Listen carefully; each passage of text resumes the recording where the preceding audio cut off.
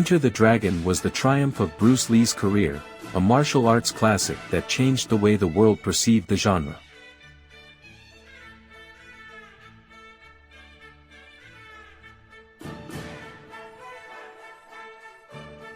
The greatest tragedy in Bruce Lee's brief life was that he was unable to attend the premiere of Enter the Dragon.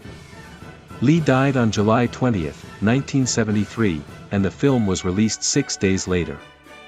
For years earlier, Lee had made a promise to himself, titled, "My Ultimate Goal." In his characteristic handwritten style, he wrote, "Bruce Lee will be the first highest-paid Oriental superstar in the United States. I will deliver the most exciting performances and provide the highest quality as an actor." During his career in Hollywood, Lee constantly fought against prejudice and exclusion, hoping to achieve his goal. However, he never saw the great success of his masterpiece.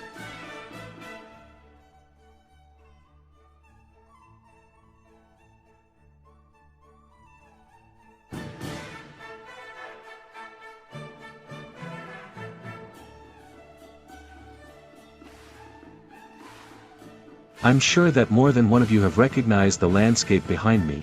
I didn't expect anything less from you. But in case anyone doesn't know where I am, here's a clue.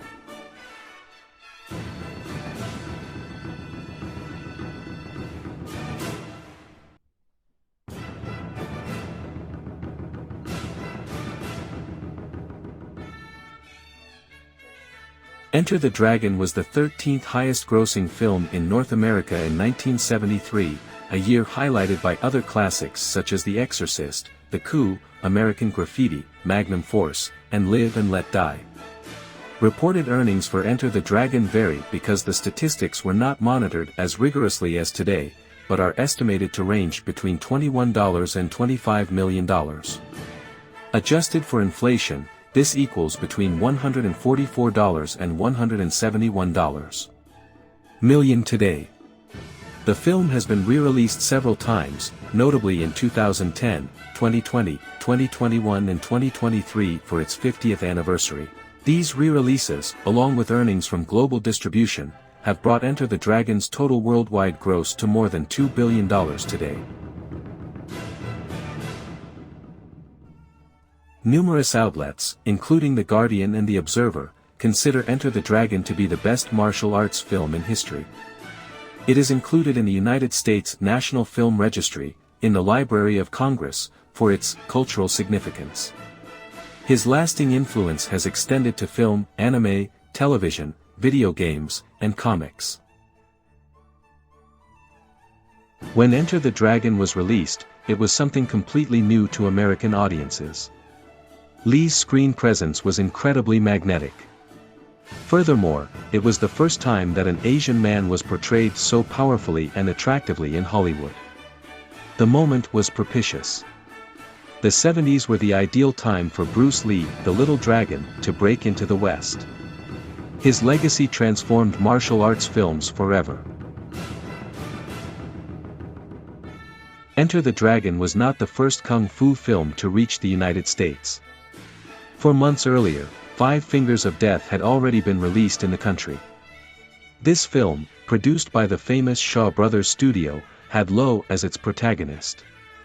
Lee, known for playing villains, in the role of anti-hero, Five Fingers of Death was remarkably gory for its time and performed well in Western markets, despite being a foreign film.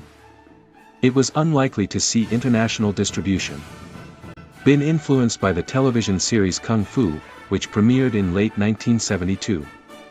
This series, starring David Carradine, who attended the same high school in Oakland near where Bruce Lee would open one of his first kung fu schools, became one of the most popular shows of the early 70s. For a long time, a rumor circulated that the original idea for the Kung Fu series belonged to Bruce Lee and that the producers took it to replace him with a white actor. It is known that Lee was considered for the role of Kane, something Carradine mentioned in his book Spirit of Shaolin. However, Matthew Polly's biography, Bruce Lee, A Life, presents evidence indicating that Kane's character developed independently. Lee had written a script about a kung fu master in the Old West, but this character, named Ah Sam, was different.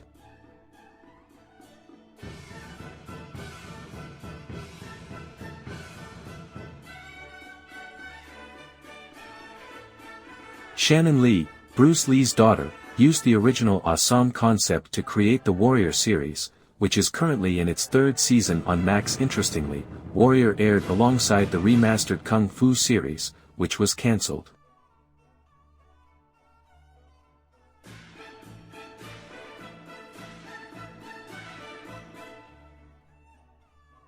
Although Bruce Lee is known as a martial arts film star, only 3 of his films in this genre made it to theaters.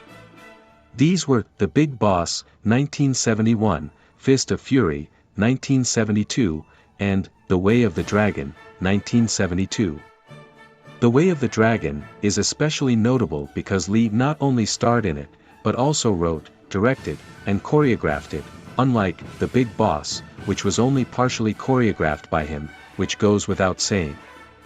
This film includes the famous duel between Lee and Chuck Norris, considered by many to be the best fight scene in film history. Following Lee's death, the film was renamed Return of the Dragon and released in the United States in 1974 to build on the success of Enter the Dragon. Enter the Dragon represented a significant change in cinema. It was the first martial arts film produced by a major Hollywood studio, Warner Brothers, allowing the genre to become popular in the West. Although Asia had been producing martial arts films since the 1930s, this film, filmed in Hong Kong, opened new doors. The plot of Enter the Dragon revolves around a fighting tournament, establishing a cinematic cliché that has endured in the genre. Iconic films such as Jean-Claude Van Damme's Kill and Kill Again, 1981, Bloodsport, 1988, and Kickboxer, 1989, as well as Chuck Norris, The Octagon, 1980, reflect this motif of clandestine tournaments. Additionally, The Octagon inspired the octagonal cage used by the UFC. The opening fight scene in Enter the Dragon, where Lee confronts Sammo Hung and knocks him down with a headlock, is considered by some to be a precursor to MMA.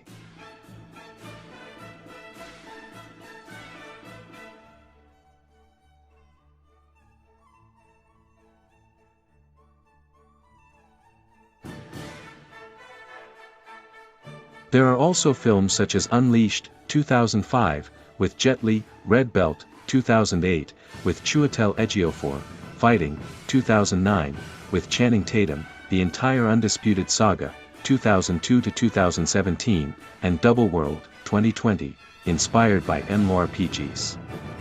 The list goes on.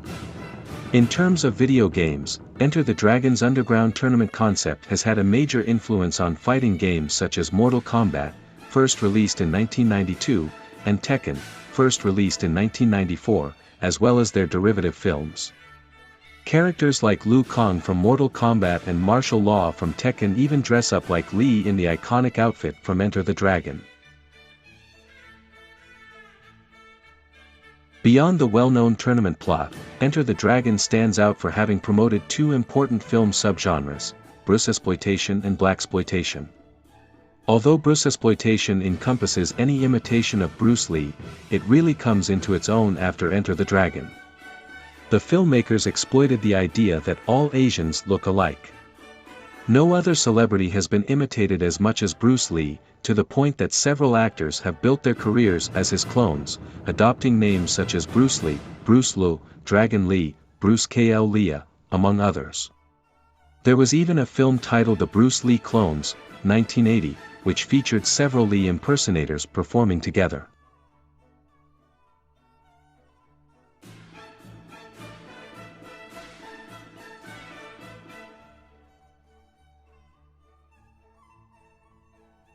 The blaxploitation genre emerged before Enter the Dragon, although not for long. Shaft, a pioneering film of this genre, was released only a year earlier, in 1971. However, with Jim Kelly playing Williams, Enter the Dragon became one of the first inclusive films, promoting blaxploitation and establishing Kelly as a true action star.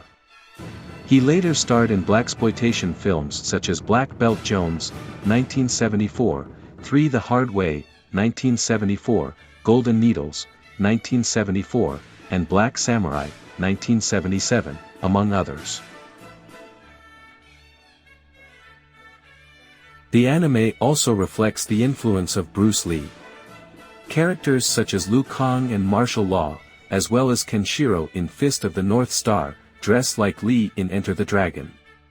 Dragon Ball also incorporates the theme of martial tournaments, and Krillin faces a Bruce Lee impersonator in episode 20, wearing the same bare-chested outfit, black kung fu pants, and sneakers.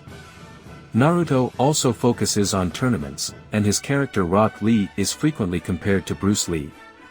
Although Rock does not wear the kung fu pants, he adopts Lee's same signature haircut.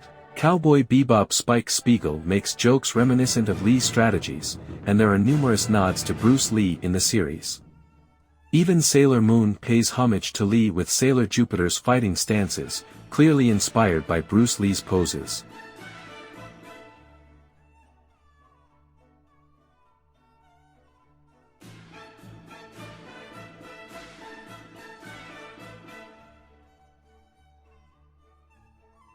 However, Bruce Lee's most surprising animation is not Japanese. In 1975, the Chinese film Chinese Gods shows an animated Bruce Lee, resurrected with his third eye open. Lee appears towards the end, which involves seeing a lot of rudimentary animation before his appearance. Most of the film is based on Chinese mythology, and Lee's appearance is shocking. However, most current viewers watch the film because of Lee, ruining the surprise. Chinese Gods represents blaxploitation at its animated worst.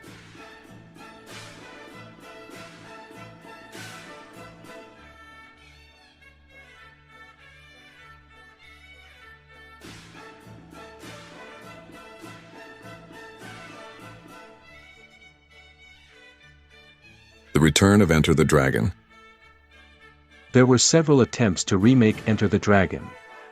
In 2007, Warner Bros. Commissioned Kurt Sutter to make a noir remake titled Awaken the Dragon, starring K-pop star Rain as Lee. However, the project did not prosper. In 2014, Spike Lee announced his intention to remake Enter the Dragon, with rumors that Ken Jeong would play Lee. The following year, Brent Ratner also considered a remake, although in retrospect both statements appear to have been attempts to attract media attention. Finally, in 2018, David Leitch was in talks for a remake. However, nothing can compare to the original. In the case of Enter the Dragon, Bruce Lee redefined what a martial arts film could be. Lee shocked the world with Enter the Dragon, and today, 50 years later, he remains incomparable.